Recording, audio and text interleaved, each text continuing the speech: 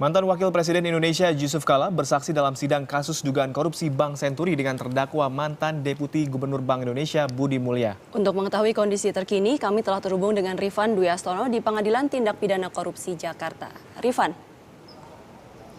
Ya, Sakti dan Zoeta, memang sidang pemeriksaan saksi untuk kasus korupsi pada bailout Senturi tahun 2008 dengan terdakwa mantan Deputi Gubernur Bank Indonesia Budi Mulya baru saja usai sekitar setengah jam yang lalu pada pukul 11.30. Dan memang setelah pemeriksaan saksi di mana saksi merupakan mantan Wakil Presiden Indonesia yaitu Yusuf Kala, memang tadi Yusuf Kala sempat memberikan pernyataan persnya di hadapan awak media. Dan memang agenda untuk pemeriksaan saksi kali ini adalah untuk mengetahui di mana peran dari Yusuf Kala sendiri ketika bailout diberlakukan untuk Bank Senturi yang pada saat itu juga ditetapkan sebagai bank gagal berdampak sistemik.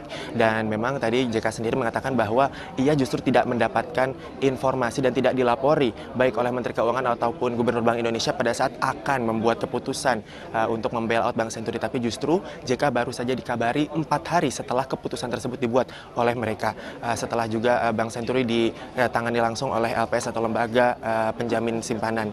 Dan memang JK sendiri dalam keterangan persnya di hadapan awak media menyatakan bahwa sebetulnya pemerintah sendiri memang tidak setuju dengan pemberian tindakan bailout atau pemberian full atau blanket garansi terhadap Bank Senturi. Dan termasuk itu juga tidak setujui oleh Presiden Susilo Bambang Yudhoyono pada saat itu, di mana memang sebetulnya pada saat tahun 2008 ketika terjadi bailout sebetulnya pejabat presiden masih dipegang oleh Yusuf Kala karena Presiden Susilo Bambang Yudhoyono sedang berada di luar negeri. Dan berikut adalah pernyataan dari Yusuf Kala mengenai hal tersebut.